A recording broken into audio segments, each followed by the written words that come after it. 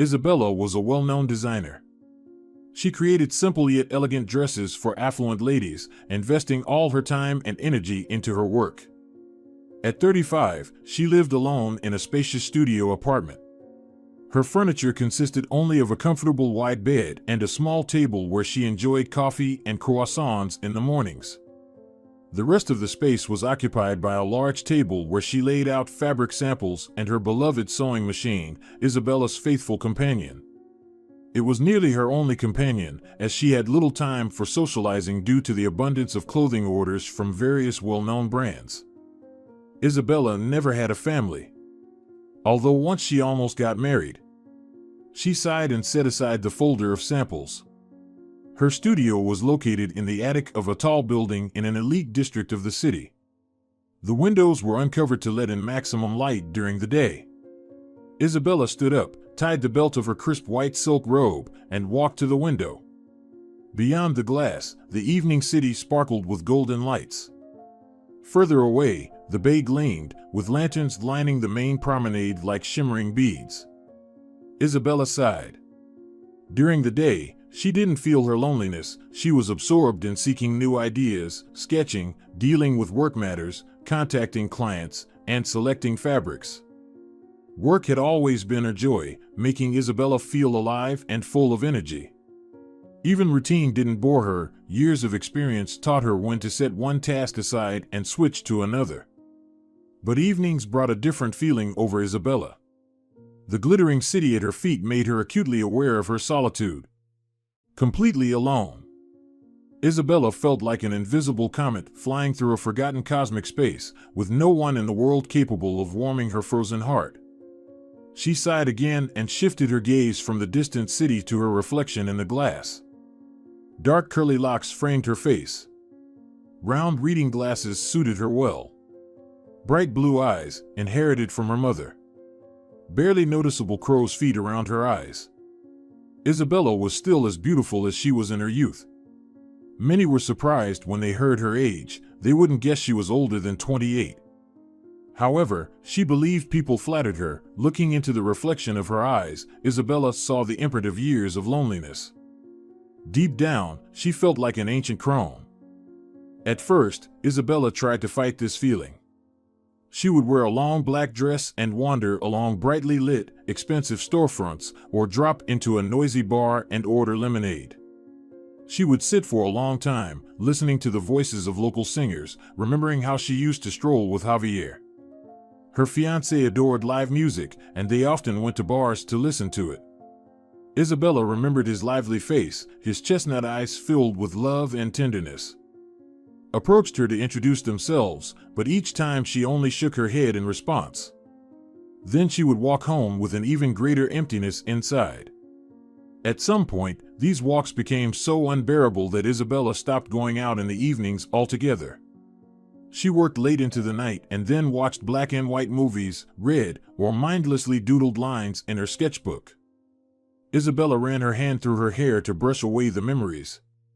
Turning away from the window, she glanced at the wall clock, a gift from a familiar designer, Hugo Martinez. Black and white dial, designed in a strict style. The clock showed 10 minutes to 10. So, they would call her again soon. It all started about 7 years ago, a few months after Isabella's failed wedding. She still couldn't recover, cried bitterly every day, but the tears never ceased. The girl mourned for Javier, who unexpectedly disappeared on the very day they were supposed to get married. Isabella was taken in by her older sister Mercedes. She and her husband helped her both morally and financially. Isabella spent the whole day lying in a small room under the roof, staring blankly at the floral pattern of the old wallpaper. That's when it first happened. Night was approaching, the room was dark, but the girl didn't want to turn on the light. She lay there, staring into the darkness with unseeing eyes, while disjointed images from the past flashed and immediately faded in her memory. She remembered those moments when she and Javier laughed until they cried, when they spent endless nights discussing their dreams and plans for the future. Every moment was etched in her memory: the first date in a cozy cafe, when he was nervous, trying to make an impression, long walks in the park, holding hands and exchanging tender words, evenings by the fireplace, when time stood still, and only the two of them existed in this world. She remembered his promises of love and devotion, his tender words and affectionate touches. But where were those promises now? Where was this love that was supposed to last forever? It was then, dying of grief, that the chime of the old family clock in the living room reached Isabella. The clock struck 10. At the same moment, the room was illuminated by a cold, bluish-white light. Her mobile screen lit up. Isabella indifferently turned her head and looked at the display. An incoming call in silent mode. Isabella constantly turned off the sound because she had no desire whatsoever to talk to anyone, to listen to how sorry they felt for her, and to hear assurances that time would heal all wounds. The call came from an unknown number. Isabella stared at the numbers for a long time. The number ended in 49. By some absurd coincidence, those numbers meant so much to her and Javier. 49, San Martin Street. That was the address of the house they bought shortly before the failed wedding. A tear quietly rolled down Isabella's cheek. The call ended, but a moment later the same numbers lit up on the display. Someone persistently wanted to reach her. Isabella, unconsciously, reached for her mobile phone. "Hello," she answered quietly, feeling her heart pounding. However, the only response she got was silence. The next evening, exactly at 10, the same thing happened again. The call came from a different number, but the digits 49 were still present. Isabella pressed the answer button, but once again, there was silence on the other end. She thought she could hear faint, intermittent breathing, but she wasn't entirely sure. Since then, every day at exactly 10 o'clock, she received a call on her mobile from an unknown number, and each time, there was only ringing silence on the other end. Isabella told her sister about the calls, and she advised her to contact the police. However, Isabella didn't do it. She didn't know why, but these daily calls calmed her and filled her with a glimmer of hope. 7 years had passed since then. Isabella had become a well-known designer, living in the heart of a big city, but she continued to wait for the call from the unknown number with the digits 49 every day. She felt like the universe was sending her support and love in this strange way. And today, exactly at 10 o'clock, the phone rang again. Isabella instinctively brought the mobile phone to her ear and listened to the symbolic silence for a minute. "Good night to you too," Isabella thought to herself and pressed the end call button. She was about to put the phone on the bedside table and go to sleep when it vibrated again in her hand.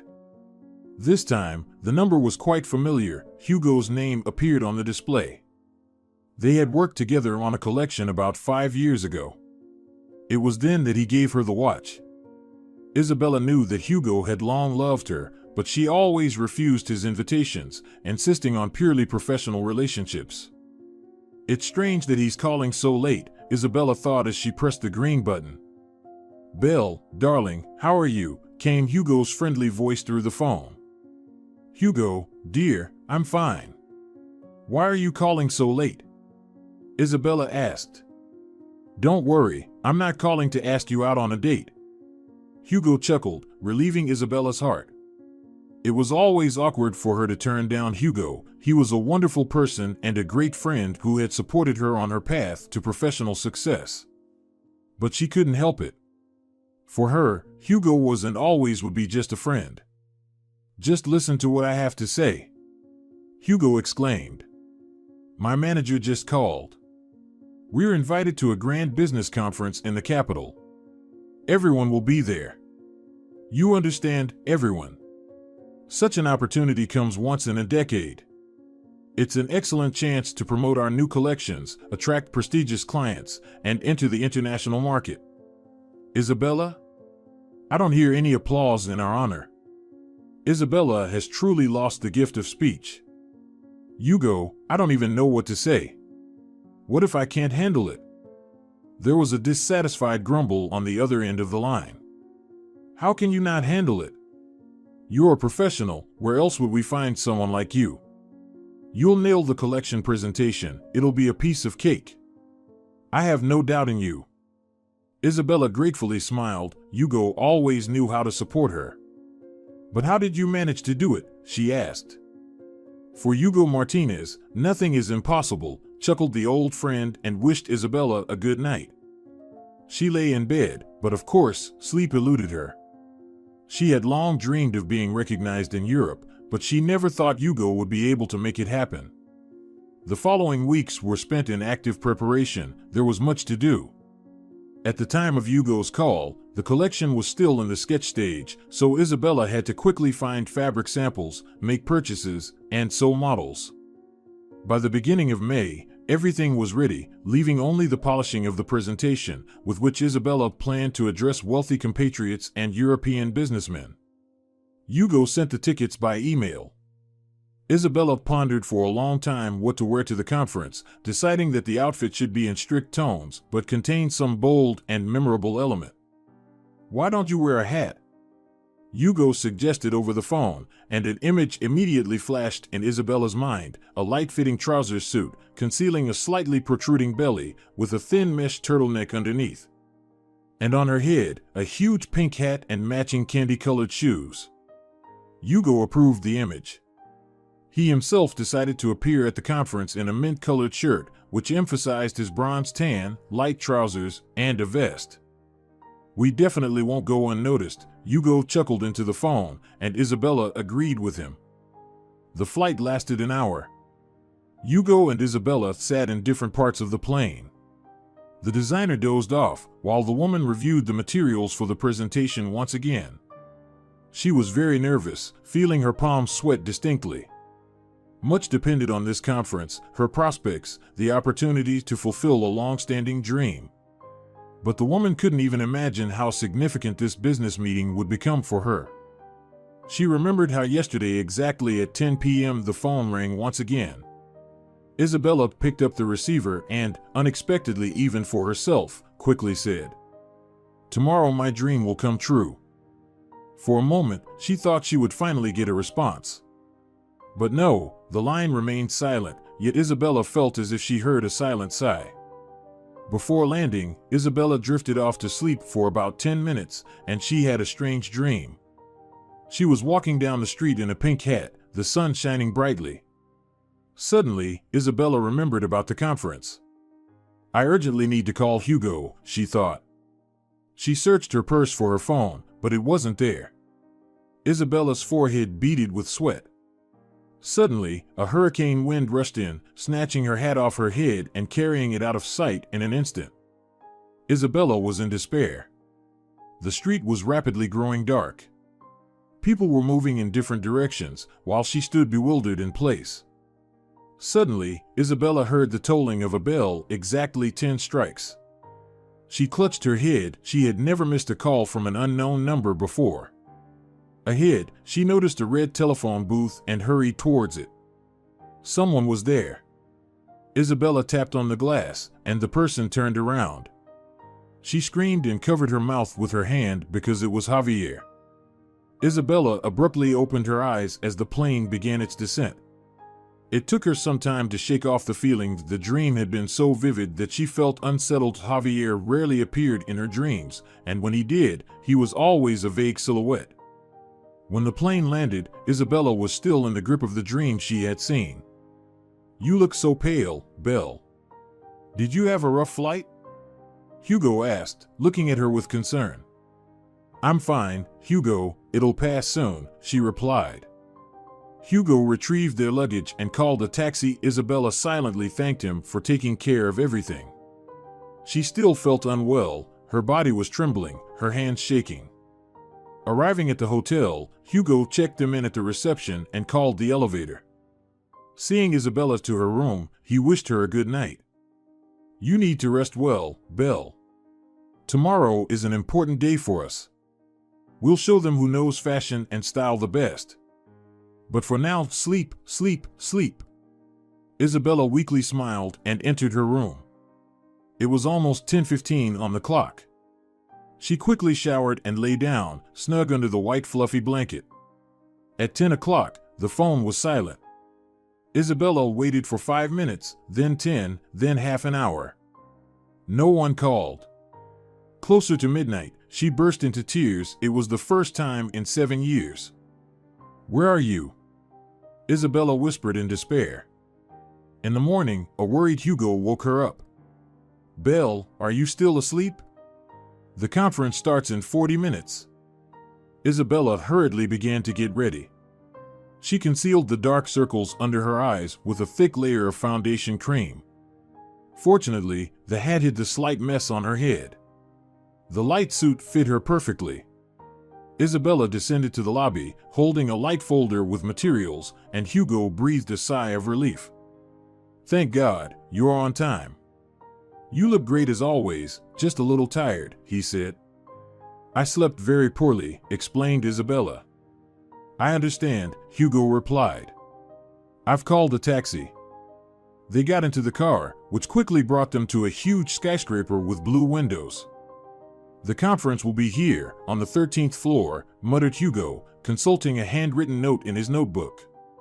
"Conference room number 49. Isabella froze in place.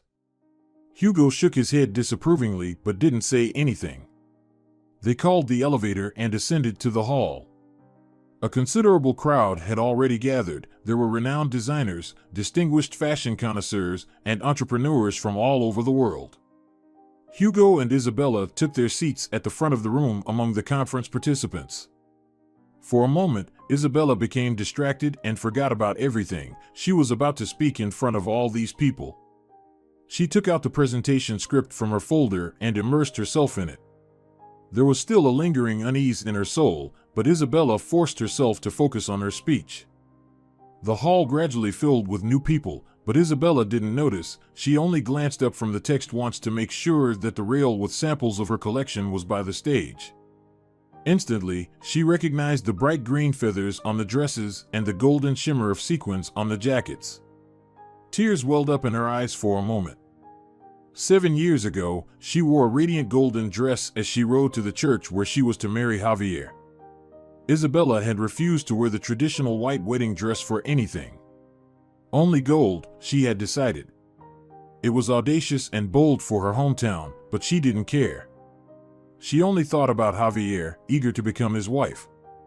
A luxurious wedding limousine, a sea of flowers, a happy father, and the bridesmaids in their finery.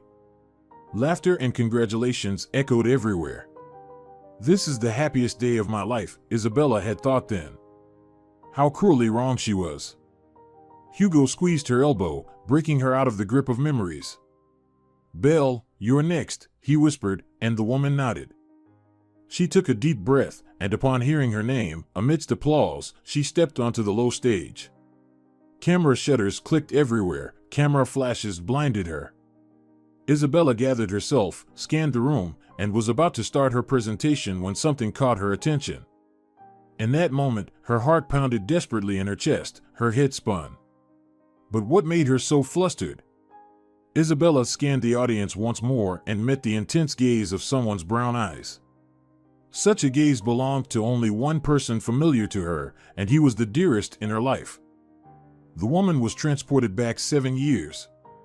The limousine had stopped at the church, the door opened, and Isabella stepped out of the car in her luxurious golden dress.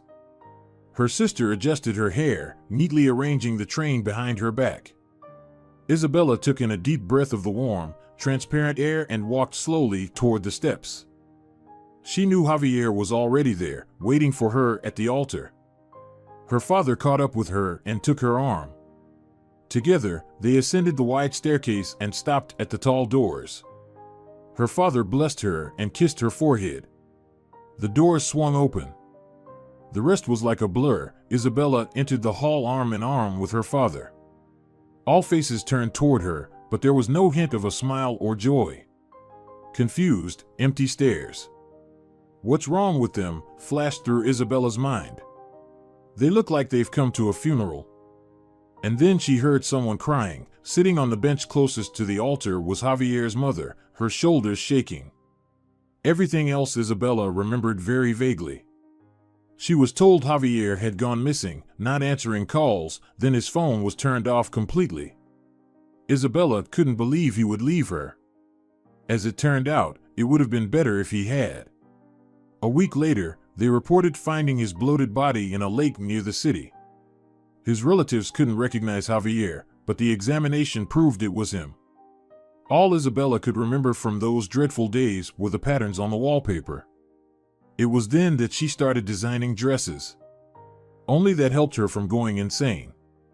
And now she stood before 100 people waiting for the performance to begin, but all she saw were the eyes of her long-lost loved ones. Isabella willed herself back to the present. "Come on, Belle," she heard Hugo whisper. Her dream was on the line, so Isabella took a deep breath and started her performance. However, her gaze, despite her will, began to wander around the room again.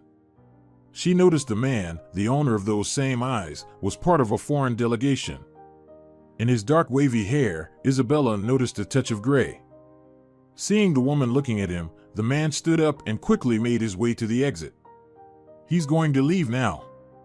Isabella panicked. She stumbled and, swaying, dropped the presentation sheet from her hands.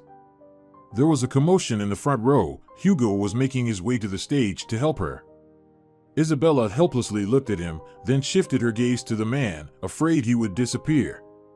Hugo stepped onto the stage and took her by the elbow. "Are you okay?" he asked quietly. "There," Isabella replied and fell silent. Her throat felt dry. "Can you continue the presentation?" Hugo asked. But Isabella didn't hear him. She was looking past his shoulder at the man who was already opening the door, intending to leave the hall. "Wait!" Isabella shouted and rushed to the exit. Hugo said something quickly after her, but she didn't hear him. She didn't see the hundreds of astonished eyes fixed on her. Her pink hat fell off her head and onto the floor, but Isabella paid no attention. The man exited the hall. "I have to catch up with him," Isabella thought frantically. "He can't be Javier, no, but still, I have to make sure." The man stood by the elevator. The doors opened, and he stepped inside. Isabella followed him, managing to slip into the elevator at the last moment. The man looked down, carefully avoiding her gaze. "I'm sorry," Isabella whispered. "I must seem crazy, but you look so much like someone dear to me. He who passed away 7 years ago." The man lifted his eyes and looked at her. Isabella's heart froze. She could swear it was Javier standing before her. The same tenderness and love shone in his eyes, but now mixed with guilt. "Belle," the man hoarsely whispered. "How I've missed you." With those words, he tightly embraced her. "Where have you been all this time? Why did you leave me?" Isabella whispered through tears, trembling as she clung to him. "I'll tell you everything," Javier replied softly, running his hand through her hair. The elevator doors opened. "Follow me," Javier whispered. "I have a car around the corner." The woman nodded, and they quickly headed towards the exit. On the street, Javier led her to an expensive black car and opened the door for her. Isabella sat in the passenger seat, Javier behind the wheel, and they set off. It still felt like a dream to Isabella. Javier's hands on the wheel, his wrists covered in dark hair, everything seemed unreal. "I saw you in a dream on the plane," Isabella sighed. Nothing else came to her mind. "I saw you in a dream every day throughout all these years," Javier confessed quietly. He parked in a narrow alley and turned to Isabella. "Forgive me, Belle. I couldn't do otherwise." Isabella looked at him, bewildered. "I never told you, but, in my youth, I got involved with a criminal group. I wanted easy money," Javier said bitterly. Isabella gasped. "But meeting you changed everything. I was so afraid you'd leave me if you found out the truth. So, I decided to break away from the past," Javier continued. Numerous questions raced through Isabella's mind, but she forced herself to listen carefully. "At first, I thought I had succeeded. They didn't demand anything. But a week before the wedding, they came to me with the intention of giving me a task that I really didn't want to do. I knew they wouldn't let it go. Remember when you were going to the store for the wedding cake and I told you to take my Jeep? They did something to the brakes in your car. That's why I was very careful and checked everything. I called a mechanic, and while he was fixing the brakes, a plan matured in my head. Isabella leaned forward. She began to suspect something, but Javier took her hand, asking her not to interrupt him. You see, I couldn't put you in danger, Belle. So, I came up with staging my own death. Unable to hold back, Isabella burst into tears. But how could you, Javier? How could you? I almost died of grief when I found out you had drowned. I almost went crazy. And all these years. Why did you leave me for so long? Why didn't you get in touch? It would have been enough just to hear from you. All this time I had to hide. You can't imagine how dangerous they are, Belle. Yes, I was afraid for myself, but most of all, for you. And I called you every evening. Isabella was thunderstruck. So it was you? She sighed. Javier gently stroked her cheek and nodded. I thought about you every minute of every hour of every day of mine. I missed you so much, my love. Isabella nestled against him. Me too. But why didn't you call yesterday? I was on a plane, Javier simply replied. And I knew that tomorrow I would finally see you. Isabella moved away from Javier and looked into his eyes. But why did you leave? All these years I've been following your success. When I found out you were going to participate in the biggest business conference, I suggested to my company to become your investor. I really wanted your dream to come true. When you stepped onto the stage in your enchanting outfit, I almost went crazy with the desire to touch you.